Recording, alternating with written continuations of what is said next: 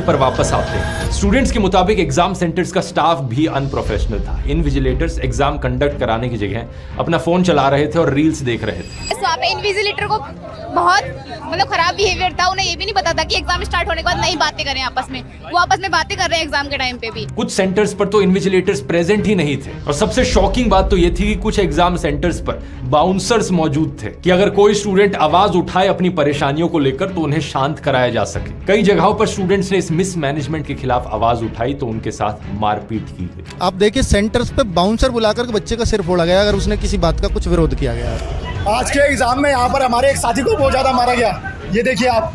एक आरोप यह भी लगा कि पेपर्स एक जैसे थे जिससे चीटिंग और पेपर लीक होने की पॉसिबिलिटी बढ़ जाती है। स्टूडेंट्स के मुताबिक सेकंड और थर्ड शिफ्ट के पेपर्स 70 से 80% सेम थे। अब जनरली दोस्तों जब स्टूडेंट्स इस टाइप के एग्जाम के लिए एप्लीकेशन फॉर्म भरते हैं तो भरते समय ही फॉर्म में पूछा जाता है स्टूडेंट से कि वो कौन से शहर में एग्जाम सेंटर को प्रेफर करेंगे। स्टूडेंट्स अपनी पसंद से शहरों के नाम फिल कर सकते हैं, first preference, second preference and so on. और एसएससी स्टूडेंट की पसंद के हिसाब को देखकर ही उन 3 सेंटर्स में से ही एक को असाइन करती है। लेकिन इस एग्जाम में ऐसा नहीं हुआ। एक स्टूडेंट ने बताया कि उसने दिल्ली और नोएडा चूज किया था लेकिन उसका सेंटर हरियाणा में दिया गया। कई स्टूडेंट्स को तो उनके घर से 500,000 किलोमीटर दूर एग्जाम सेंटर्स दिए गए। कानपुर के एक स्टूडेंट को सेंट्रल कर्नाटका में एग्जाम सेंटर दिया गया, लगभग 2000 किलोमीटर दूर। और कुछ स्टूडेंट्स ने जब इतना लंबा डिस्टेंस ट्रैवल किया तो एग्जाम सेंटर पहुंच के उन्हें देखने को मिला नोटिस लगा हुआ है एग्जाम कैंसिल हो गया। लगातार दूसरे दिन एग्जाम कैंसिल करती है सेंटर ने, सारी की सारी 31 तक की सारी एग्जाम कैंसिल करती है।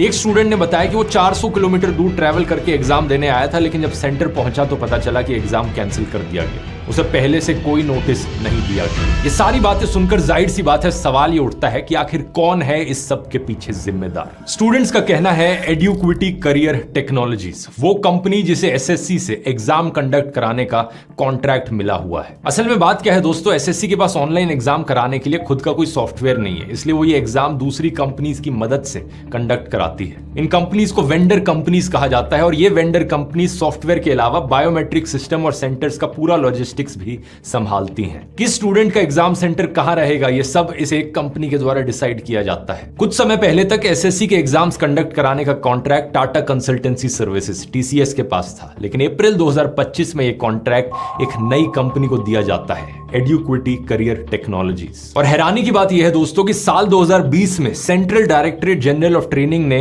एड्यूक्विटी कंपनी को कोई भी एग्जाम कंडक्ट कराने के लिए इनएलिजिबल डिक्लेयर कर दिया था, लेकिन इसके बावजूद भी बार बार इस कंपनी को नए कॉन्ट्रैक्ट्स मिलते रहे। मार्च 2022 में एड्यूक्विटी को Madhya Pradesh teacher eligibility test conduct कराने का कॉन्ट्रैक्ट मिला था, लेकिन खुद से काम करने की जगह इसने इसे एक दूसरी कंपनी को सब कॉन्ट्रैक्ट कर दिया, राजस्थान की साय एड्यूकेयर प्राइवेट लिमिटेड, और बीच में से अपना कमीशन रख लिया। ये वाला जो एग्जाम था इसका पेपर लीक हुआ और सोशल मीडिया पर वायरल गया। सोशल मीडिया पर MPTET एग्जाम के सवालों के स्क्रीनशॉट्स वायरल हुए। अब जाहिर सी बात है कोई भी सरकार ऐसी कंपनी को दोबारा एग्जाम कंडक्ट कराने का कॉन्ट्रैक्ट नहीं देना चाहे।